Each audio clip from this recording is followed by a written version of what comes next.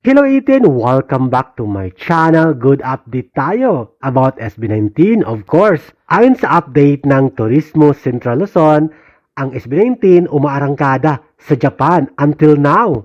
Patuloy ang pag-angat ng ating The King of P-pop sa Japan, sa Billboard Japan Music Chart at iba pang weekly top chart ng SB19 sa Japan.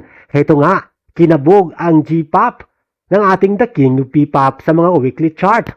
At heto pa ang pinaka-highlight. Sa mundo ng Spotify sa Japan, nangunguna ang ating SB19, lalo na ang BE:FIRST sa kanilang Toy Friend na song collaboration. Samantala, na ito ang mga komento ng mga fans.